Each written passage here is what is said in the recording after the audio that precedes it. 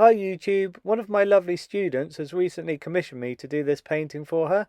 It's a watercolour of her house and it's about A1 size, and I'm going to talk you through all the stages that I went through to get it to this finished state.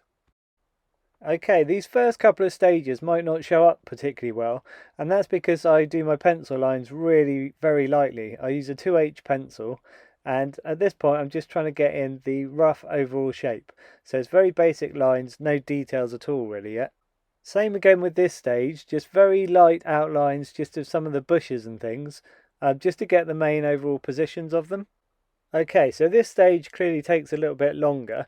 This is just getting in all the roof tiles and the bricks and the gravel textures, and some of the plants, getting a bit more detail into them, all with pencil, and doing a bit of shading as well. I like to do a bit of blending with the pencil, and I find that when I put the transparent washes of watercolour over the top, you see some of the pencil coming through, and the sort of the greyness of the carbon from the pencil, I think, makes it look a little bit more realistic.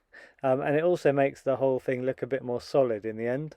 For the sky, I used a mix of cerulean blue and azure, and I had that all mixed up ready in a palette, and then I wet the sky completely just with water. So you have to go around all of the bits of tree and the rooftop really carefully with water, and then when everything is wet, the whole sky is wet, then you drop the blue into it, and that's called wet and wet, and it gives you this lovely kind of soft kind of out of focus effect, so it makes it look like nice kind of feathery clouds.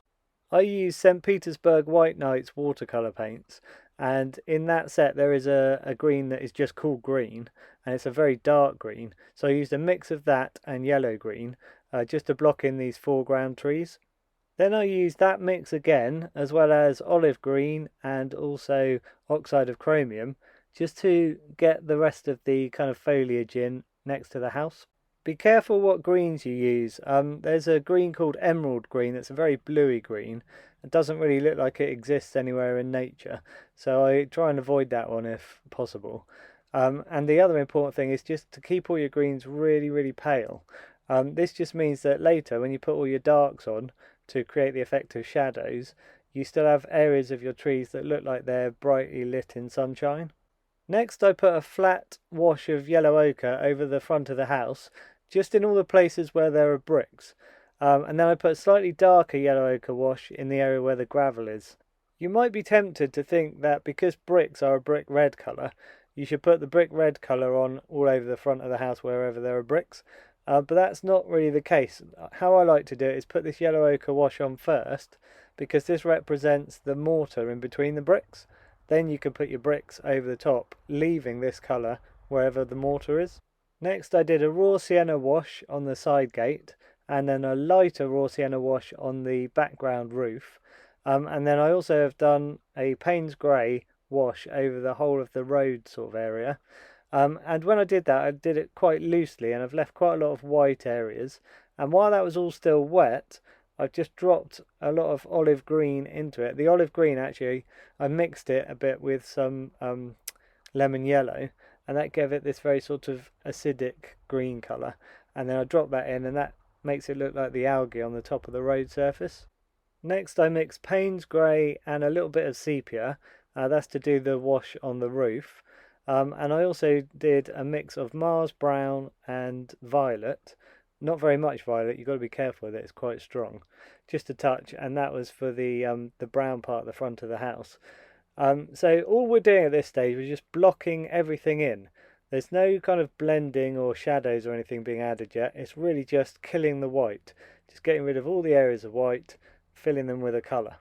Next I mixed cerulean blue with Payne's grey, and then I used this in various kind of depths of the colour for the windows. Now when you do the windows, if you leave pale diagonal stripes as you go, it gives this really nice effect that the light is catching the windows. Whereas if you just fill all of the window panels completely without any white stripes, they look a little bit dead. They don't really look like they've got glass in them. I also did the background trees, so I used raw sienna for the branches, did those first, and then I used the side of my brush with some olive green and a little bit of olive green mixed with yellow green, and I've just done some dry brush just to give the sort of foliage texture. There's a little bit of a darker brown as well at the front, just in the areas where there's soil. That's just a mix of Mars brown and a little bit of sepia. Alright, this next stage took quite a long time, just doing all the bricks. But I think it's worth doing. It makes such a difference to the overall look of the house. So what you've got to do is mix lots of different brick colours. So I used English red mixed with a tiny bit of violet. Again, be careful with the violet, it's really strong. So I used different kind of thicknesses of that, and I also used that mixed with a bit of raw sienna. And then you just have to paint each brick individually, but basically you use one colour and then you paint lots of bricks in that same colour but randomly all over the place, and then you switch to the next colour, do the same thing again, all at random, trying to get this nice effect to the bricks. I decided to do pretty much all of the shadows on this whole painting in Payne's Grey. So I've just started by going like underneath the eaves of the roof, and that kind of middle section of the house. Got lots of shadows in from those. I've done quite a lot of the sort of darkest shadows from the plants cast onto the wall, and that makes quite a difference. It makes them stand out a little bit. And then I've also done, you know, like the edges of some of the paving slabs, and just various shadows here and there. It really starts it off, starts to make the house look a lot more kind of solid and three-dimensional. Next I started off the main sweeping shadows across the road.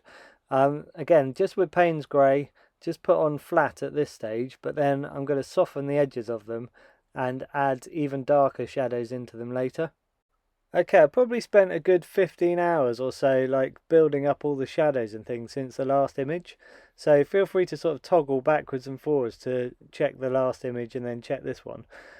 You can see basically what it is everything has been kind of strengthened. So you've got like little tiny thin edges on all the window panes. You know, that brings those out a bit. You've got like little bits underneath like edges of the roof, and you've got darker shadows under all of the plants. You've got darker shadows on the plants, and then I've done all of the sort of textures on the foreground bush and those kind of branches that come in from the top. Details in the path, like the sort of cracks on the path, I think it needed that. You know, you could kind of leave those out to make, you know, make the path look like it's a sort of a perfect immaculate path, but I think often these kind of textures and things, you know, it's worth copying what you see from the photograph, because it really adds realism into the picture.